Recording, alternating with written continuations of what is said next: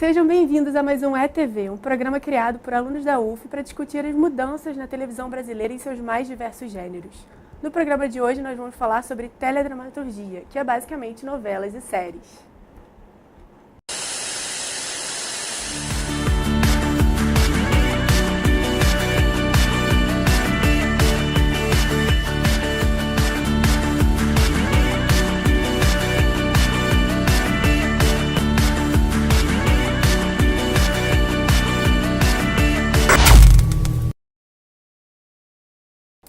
No tema de hoje nós vamos discutir sobre as mudanças nas novelas brasileiras, o seu histórico, sua estética e toda a relação das novelas com nós, os jovens do século XXI.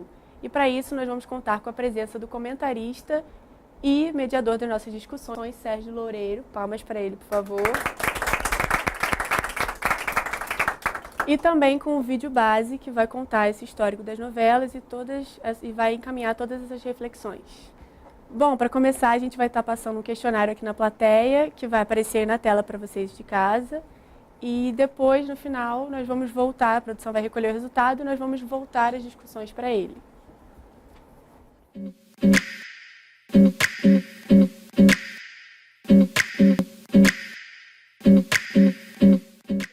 Agora a gente vai ver um trechinho do vídeo base que eu falei, que vai contar justamente o histórico das novelas, desde o seu surgimento, em 1951, até os anos 2000.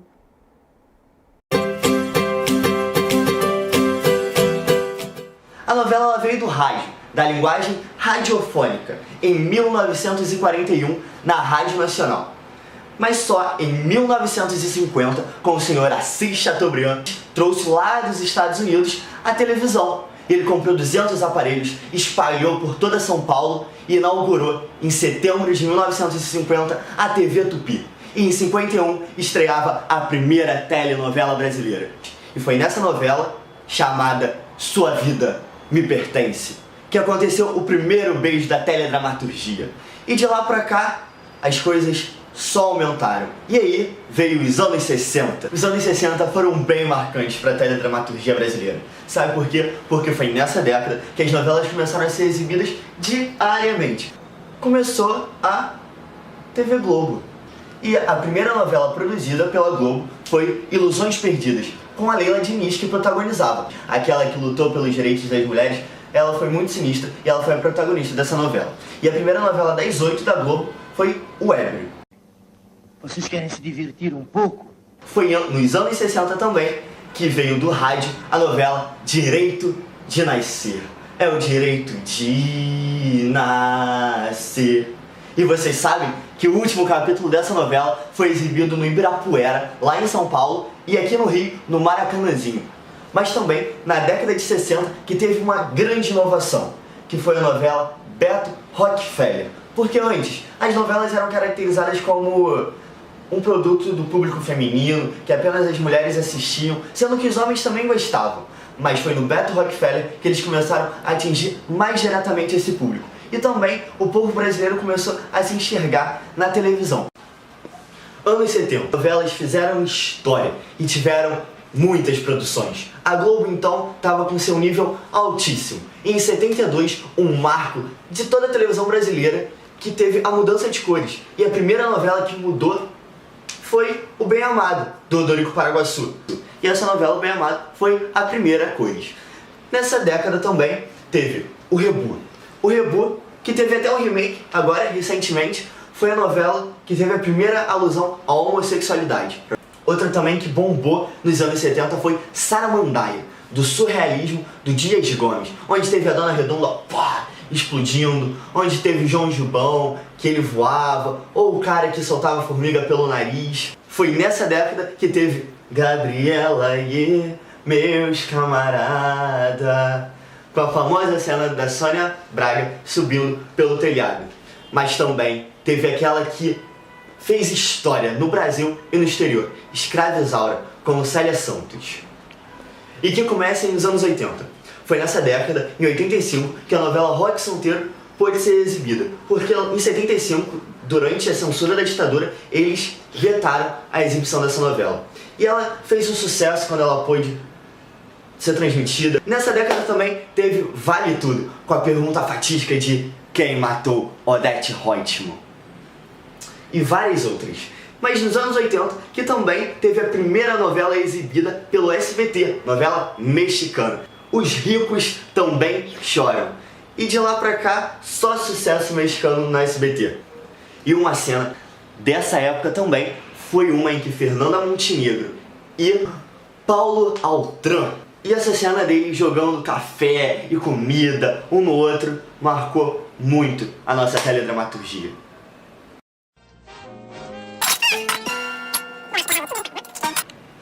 Vem comigo nos anos 90.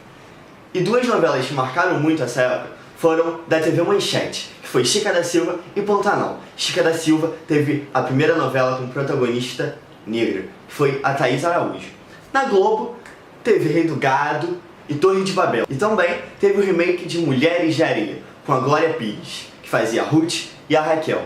Foi incrível, fez um sucesso absurdo. Gente, eu sei que a maioria dessas novelas não é muito da nossa época, então a gente acaba não lembrando ou lembrando só pelos remakes que a Globo acabou fazendo. Mas eu sei também que a gente conhece de ouvir falar dos nossos pais, enfim, avós. E, por exemplo, a minha mãe sempre fala da novela Saramandaia, como foi marcante para ela, como foi incrível aquela cena da personagem explodindo, e ela sempre fala que marcou a infância dela.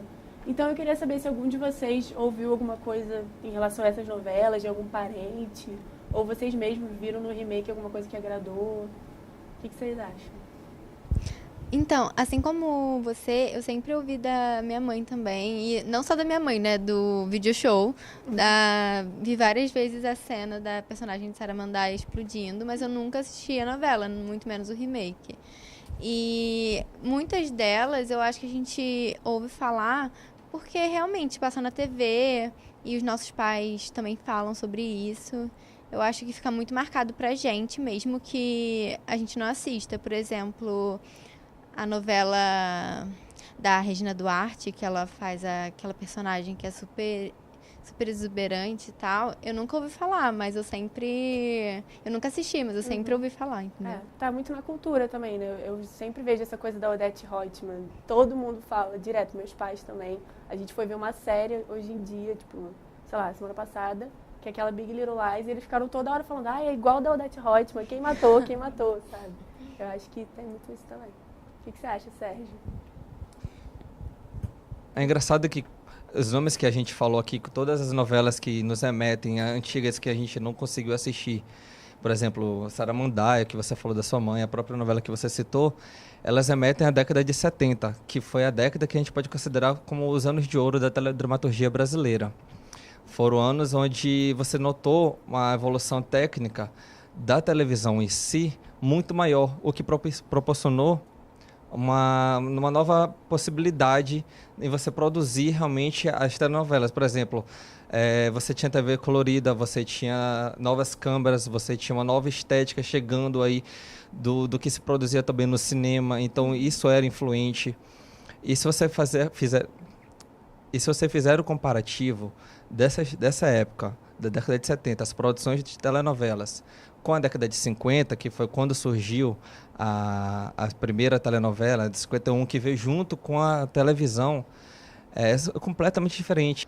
Porque no início da telenovela, assim como no início da televisão, os profissionais, os instrumentos, o método de se fazer o trabalho, ele era uma cópia da rádio, é como se fosse uma rádio na televisão. Então, você pode até perceber, os títulos das novelas eram nomes, por exemplo, Amor e Ódio, na TV. Então, explicitava que era uma novela comum na rádio, porém exibida na televisão. Então, você tinha os atores da rádio, o texto era da rádio, daquelas radionovelas muito comum naquela época, com um texto bem remetente às novelas mexicanas. E na década de 70, não. Na década de 70, você já tem as produções de telenovelas inspiradas no cotidiano popular do Brasil. E aí que você fortalece essa criação da cultura popular do brasileiro em consumir telenovelas. Você tem telenovelas que são inspiradas no cotidiano popular e que inspiram o cotidiano popular também, que inspiram o cotidiano popular. Eu vi uma pesquisa que falava que nos anos 70 a taxa de natalidade diminuiu muito por conta do impacto das novelas na população, porque era um padrão de família dentro das novelas, que era uma família pequena, consumista, urbana, e acabou que nos anos 70, na época de ouro da novela, como o Sérgio comentou, isso acabou afetando bastante a população e principalmente a taxa de natalidade e o divórcio. As mulheres começaram a ficar mais independentes, querer trabalhar e pediram mais divórcio porque estão mais independentes, né, no geral. E só para acrescentar ainda mais esse pensamento dessa pesquisa, é muito engraçado a gente ver como a gente acha que as novelas não interferem no nosso cotidiano, mas interferem. Porque, por exemplo, você falou desse molde de família. E você molda a narrativa das novelas de uma certa forma para atingir aquele público estratégico. Por exemplo, novela das 6. Geralmente novela de época, conta uma trama dramática, porém um pouco mais leve do que a das 8. Por quê? Para atingir um público de uma faixa etária maior, de uma faixa etária mais alta. E essa é um modo de a gente pensar como realmente interfere-se a novela na nossa vida, influencia. E outras coisas, por exemplo, como o modo de vestir, as roupas, os acessórios, as gírias, que são tendências, que na verdade são bordões dos personagens. Tem muito, assim, não só nas novelas, né, no geral, tem muito essa conversa entre o cotidiano popular e a televisão em si. Então, é muito interessante o que o Sérgio falou. E o que vocês acham, gente? Vocês concordam com ele? Vocês conseguem ver algum outro tipo de impacto na sociedade que vocês veem que pegaram das novelas ou da televisão, enfim?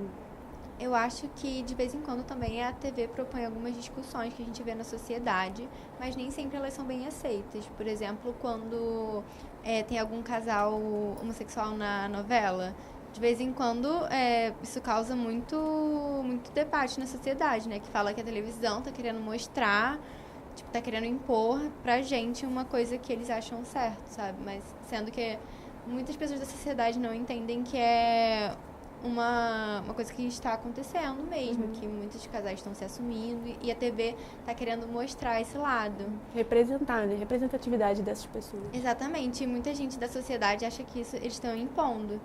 Então, eu acho que nem sempre a gente é tão influenciado assim, porque se fosse só para influenciar, todo mundo aceitaria. Mas tem gente que não aceita, né? Infelizmente. Tem um ponto também sobre isso, que normalmente os autores e a galera da direção, eles costumam fazer um filtro nisso. Essa questão do casal homossexual. Eles não botam a realidade que seria... quantas pessoas na novela deveriam ser um casal sexual? Uma porcentagem pro real, sabe? Eles não botam isso, eles controlam muito isso para não perder mais seu público, né? E porque eles têm medo que muita gente não aceite, tem casal homossexual demais, entendeu? Muita gente tem muito preconceito com isso e eles controlam muito isso, eles têm todo um plano de estudo lá dentro controlando isso. Tipo, o tratamento que eles dão pro casal heterossexual é muito diferente do homossexual, tipo, as cenas de beijo, sexo, enfim, tudo.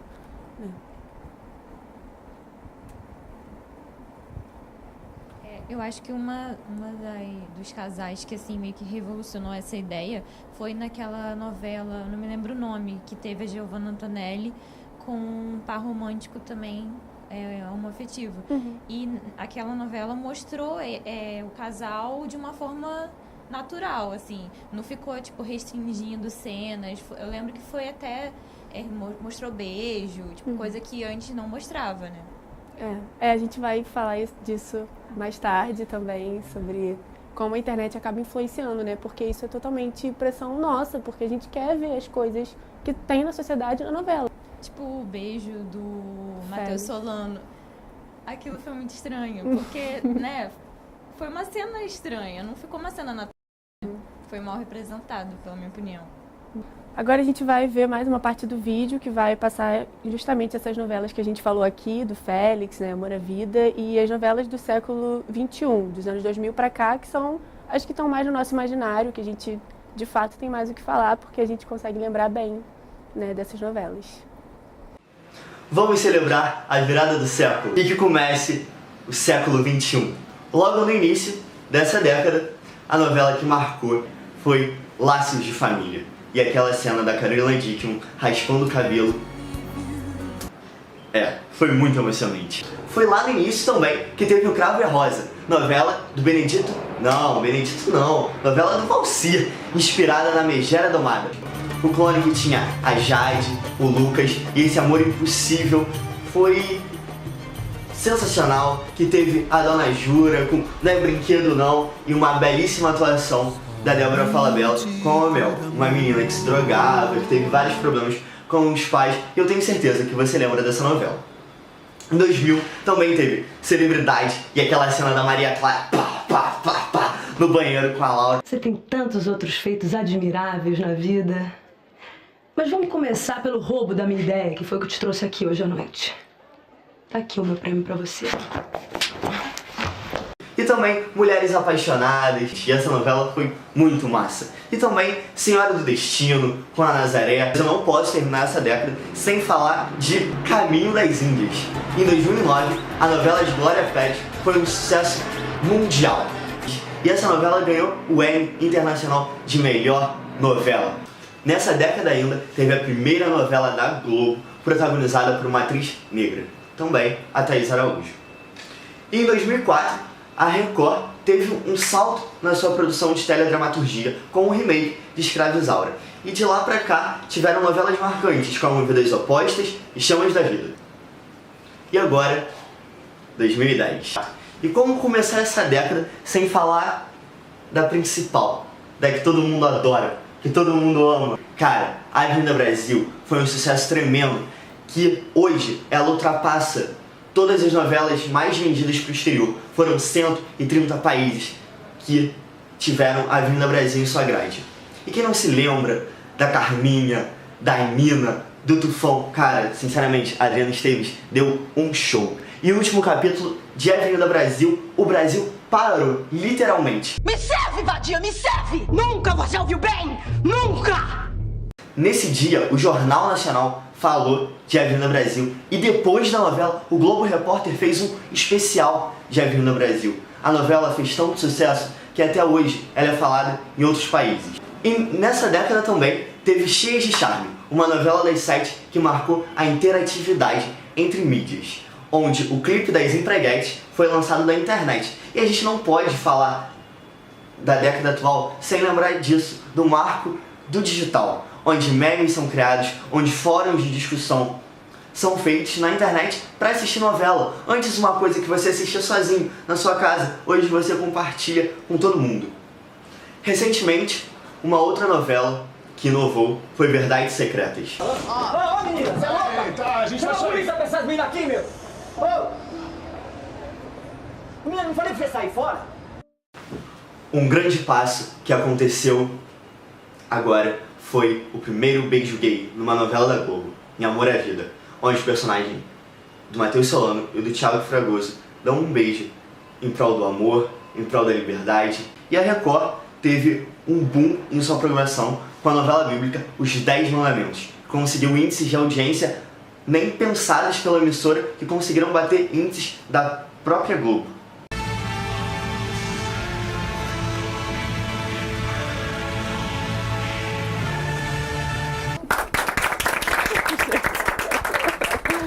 Bom, antes da gente começar as discussões sobre as novelas que ele falou ali, eu vou fazer um game com vocês. Eu vou fazer uma pergunta, vocês levantam a mão e quem acertar primeiro ganha um prêmio no final. Vamos lá, então. Quem era a vilã em A Favorita, Flora ou Donatella? Você foi a primeira. Flora. Acertou! Isso é muito tosco isso. Quem fica com Maia em Caminho das Índias, Raj ou Barruan? Ai, gente, acho que foi você. Você, mãe. Ela? Raj. Acertou. Quantos personagens o Murilo Benício interpretou em O Clone?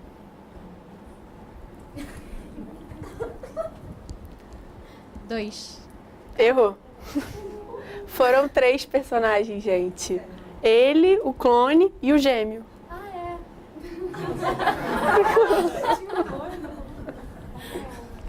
Bom, e a última pergunta. Quem era o ator e em que novela ficou marcada a frase "O tempo ruge e a Sapucaí é grande"? José Wilker em Senhora do Destino. Aê! Gente, parece que essas novelas estão mais no nosso repertório, no nosso imaginário do que a gente pensava, né? E aí elas marcaram bastante a gente, pelo visto. Então, aproveitando que a gente está mais nessa área que a gente conhece, né, as novelas que a gente lembra, o que você acha, Sérgio, sobre esse impacto das novelas na sociedade e nos jovens? Eu acho assunto interessante a gente falar sobre isso. Ainda mais depois da discussão que a gente teve, principalmente aqui anteriormente, quando vocês falaram sobre que sociedade as novelas procuram retratar. Que tipo de beijo gay a gente quer? E por que beijo gay? Por que não normatizar um casal homoafetivo? Então, é assim que se vai evoluindo as telenovelas. Porque quando eu disse que na década de 70 elas passaram a tratar do cotidiano brasileiro, que cotidiano é esse? Então, a partir de 2000, 2010, nós vemos uma pluralidade de cotidianos sendo representados. E aí, é aquela questão. Essa via é uma via de mão dupla. Ao mesmo tempo que a sociedade interfere nas produções, as produções interferem nas sociedades. Ou vocês não acham isso? Eu acho que tem novelas muito antigas que já falam de questões atuais há muitos anos. Por exemplo, eu vi a reprise que teve do Rei do Gado e na época que eu estava assistindo, eu notava várias questões da sociedade, como do latifúndio, questões políticas, várias coisas que ainda não tinham sido resolvidas hoje em dia, sabe? É uma questão muito difícil, porque eu acho que a televisão ainda não influenciou tanto assim a esse ponto. Entendi. Eu acho que uma novela que pegou bem a sociedade, levou a sociedade para a TV foi Das Empreguetes, porque assim retratava três jovens que eram empregadas e assim a gente não vê muitas empregadas como personagens principais de uma novela.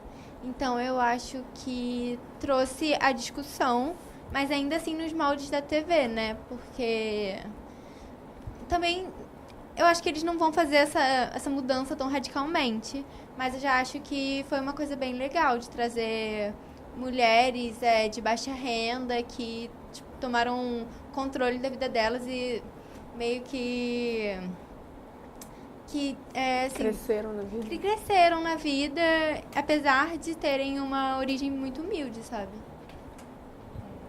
Nessa época da novela Das Empreguetes, de uma certa forma aconteceu uma mudança na sociedade por conta da novela, que foi a PEC das domésticas, se eu não me engano, naquela época.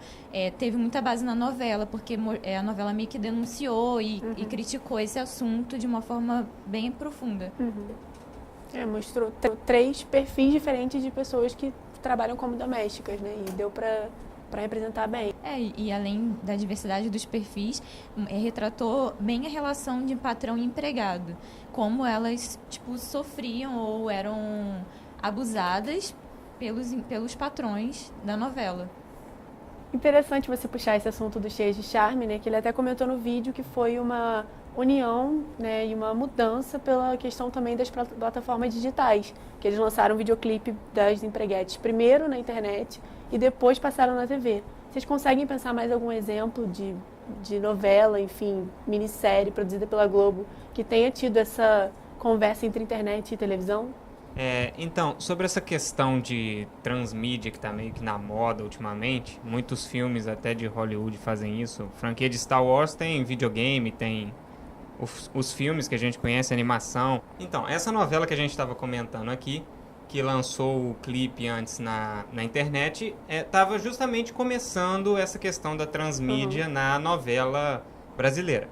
No caso da Globo, que eu saiba assim, que ela tentou fazer isso depois, foi no caso de uma outra novela que eu não sei o nome, mas que tinham 2 estilistas, que eles ficavam brigando, uma coisa assim. Tititi? Eu acho que é. Que acho que criaram um perfil dos personagens no próprio Twitter. E aí era para simular que o personagem estava publicando, comentando alguma coisa no Twitter. Só que não funcionou muito bem. até onde eu sei, o pessoal que assistia a novela falava, o cara não tá com o telefone, então não tem como ele tá postando isso aqui agora, enfim. Aí eles tentaram ajustar isso depois. E, se me lembro bem, não é uma novela, mas foi uma série também da Globo há pouco tempo, que eu acho que eles lançaram tudo antes naquele Globoplay. Sim.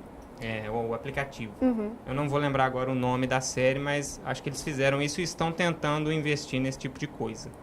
A Globosat em si, né, a empresa que cuida da Globo, Multishow, Off, vários programas pagos e abertos também, começou a apostar bastante nessas plataformas on-demand de streaming, né, que é Netflix, HBO Go. Eles perceberam que esse é o futuro e é de fato que a gente assiste mais, né? A gente vê Netflix, a gente pega o HBO Go, enfim. E Now, e aí eles começaram a apostar mais nisso. Teve o Globoplay, Telecine Play, e foi bem, a gente até ia falar mais sobre isso, né? Que essa novela que você falou, que não é novela, mas é mais no formato de série, né? Que foi Justiça e Supermax, foram duas. Foram lançadas primeiro no Globoplay, depois que elas foram para a TV. E fez muito sucesso. No Twitter só se falava disso, e principalmente com o público jovem, eu acho que funcionou bastante. Eu acho que tem muito a ver com a tentativa de você poder assistir o Qualquer programa hora, a qualquer horário e não ficar limitado à programação da televisão. Sim. Eu acho que a nossa geração talvez prefira fazer isso, ter a opção de escolher o horário e não seguir uma programação já definida.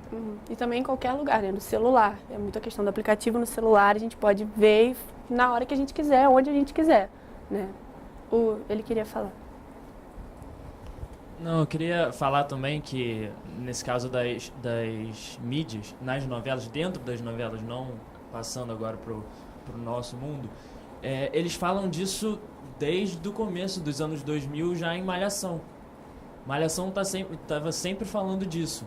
Seja a questão do celular, né, que foi lá no comecinho mesmo, e aí um pouco depois, mais vindo para a internet, eles estão sempre falando sobre as novas mídias, sempre porque também é o público mais jovem que vê, e aí eles costumam falar bastante disso.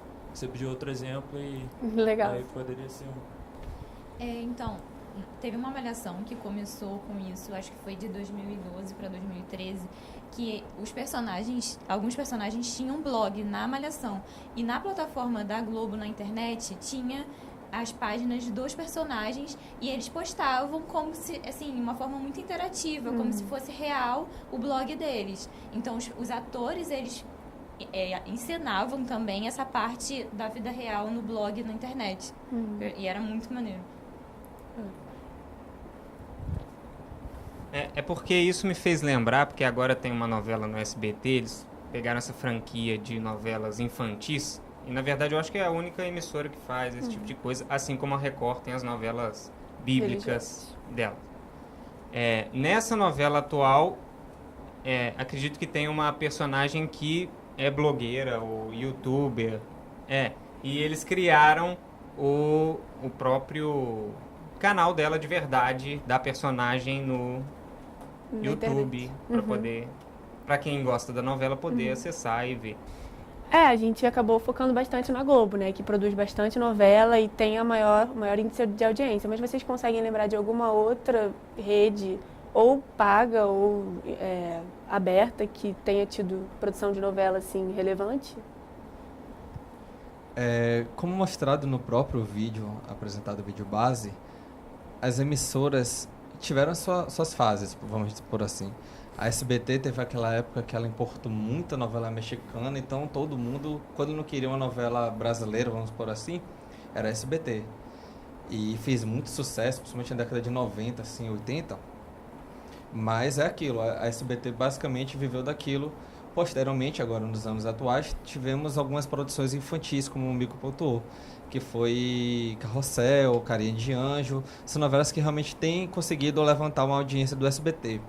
A Record, ela, durante um bom tempo, ela não tinha grandes produções, assim, não tinha grande visibilidade na teledramaturgia. Porém, com a virada do século, no início dos anos 2000, 2005, ela vem com várias novelas que realmente competiam, inclusive, no Ibope com as novelas da Globo. teve Mutantes, teve essas novelas agora de cunho mais evangélico. Então são novelas que realmente conseguem combater ou competir às novelas da Globo, que são as mais tradicionalmente conhecidas e famosas e premiadas até. Essas novelas da Record trouxeram muito uma característica de efeito especial. Desde Mutantes até essas novelas mais evangélicas, que tem sempre um efeito especial e é muito diferente, porque você não vê na Globo isso, né? Em outras emissoras não vê. E tinha isso na novela Saramandaia, tanto que foi uma coisa muito marcante, né, para a época, os efeitos especiais. Falando também de transmídia, eu lembrei agora, a Record, ela também tentou passar a novela, essa última, 10 Mandamentos, para outras plataformas. O teatro, teve um musical de 10 Mandamentos, o cinema. Então, eu acho que a tendência são as emissoras investirem mais na transmídia, né? E atingir os públicos. Então, eu acho que essa é a tendência da TV brasileira atualmente.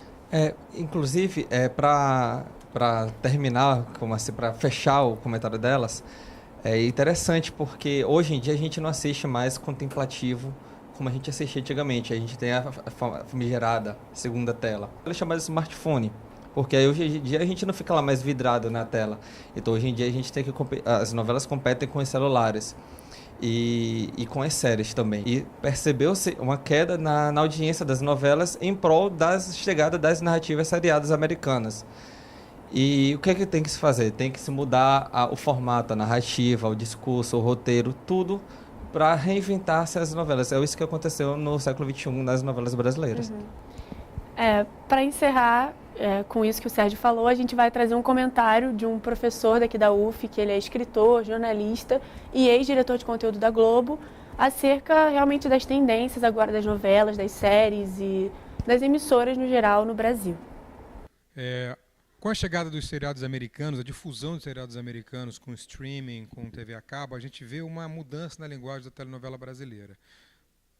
Número 1, no número de cenas. A gente tem cada vez mais cenas e cenas mais curtas. A gente tinha antigamente, em média, 40, 35 cenas por capítulo de novela das 9, por exemplo. Hoje a gente tem, em média, 70 cenas, 65 cenas. Você vê que dobrou o número de cenas. Então são cenas mais rápidas e o público ele consome essas cenas com muito mais avidez. Segunda consequência, você não tem mais só a trama horizontal, aquele arco horizontal que levava a telenovela. Você tem a inserção de arcos verticais sobre os personagens, que fazem janelas de interação e correção do chamado misbehavior, do comportamento dominante de cada personagem, que acaba virando um tema específico, uma trama paralela específica de cada narrativa.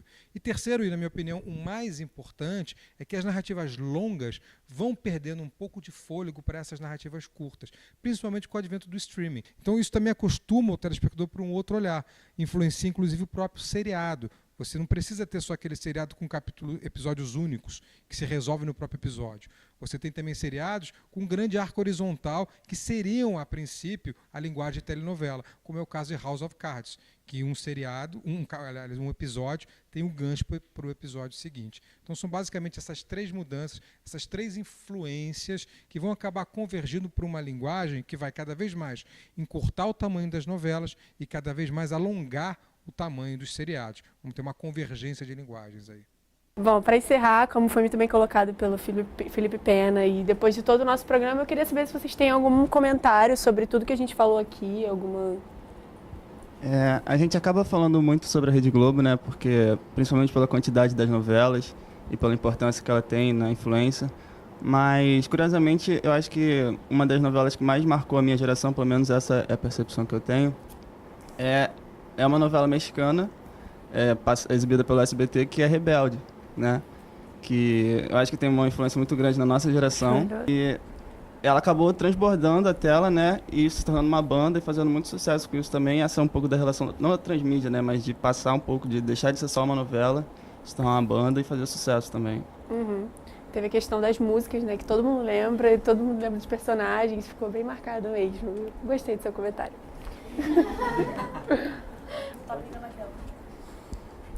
Então eu peguei aqui o resultado do nosso questionário e eu vou falar para vocês, né? que de 8 pessoas daqui da nossa plateia, 2 responderam que não assistem novelas e preferem séries, 5 só assistem às vezes e apenas uma pessoa respondeu que sempre acompanha uma ou mais novelas. Aí eu queria primeiro saber se alguém queria mudar a resposta. E se não, eu só queria dizer que, como a maioria respondeu que só assiste às vezes ou que não assiste, eu queria só levantar a questão, né? Que parece que de tudo que a gente debateu aqui, a gente entende muito mais e sabe muito mais das novelas do que a gente imagina, né? Que acabou que gerou bastante coisa. Se a gente, de fato, não assistisse ou, tipo, assistisse às vezes, só quando tá passando, acho que talvez não teria fluído tanto como acabou fluindo, né, gente? Talvez só eu seja uma noveleira sumida na plateia. É. Ou talvez nós todos somos e não assumimos. Eu acho que a gente comentou bastante porque essas novelas que a gente ficou comentando, elas não eram tanto da época que a gente tinha celular e ficava na internet o tempo todo, mesmo assistindo novela. Hoje em dia, eu até deixo a televisão ligada com a novela passando, mas eu não assisto, eu fico tipo um sonzinho de fundo, sabe? Enquanto eu mexo no celular, só dou audiência, exatamente. Então, eu acho que isso meio que influencia a nossa discussão também. Eu acho que a última novela que foi bastante assistida e comentada na internet foi Verdades Secretas, né? Que teve uma grande repercussão e o Hugo Gloss, que é o blogueiro que fazia comentário na internet, ele foi grande responsável por todo o sucesso. Então eu acho que tem muito disso. Se a gente assiste novela, a gente está prestando atenção, ou se a gente está com o celular, ou se a gente está com o celular e comentando. Acho que o diferencial mesmo do Verdades Secretas foi justamente o Hugo Gloss, né, o digital influencer, que hoje tem muito, né, na internet, que chamou mais atenção para a novela e acabou direcionando o público para lá. E a Globo está tentando sempre chamar esse público, tanto que agora está tendo remake na verdade não remake, está tendo no Vale a Pena Ver de Novo, a novela da Nazaré Tedesco, né? E porque tem muito meme na internet, tem GIF, e mesmo assim o pessoal não está assistindo, as pessoas só gostam dos memes e dos GIFs, realmente a pessoa não para ver a novela, né? Ela prefere ver na internet. Mostra que, noveleiros ou não, o repertório tá lá, da novela tá vigente na nossa vida. É verdade. E com essa reflexão se encerra mais um ETV. Você pode conferir os outros programas sobre humor e telejornalismo nessa mesma plataforma. Obrigada.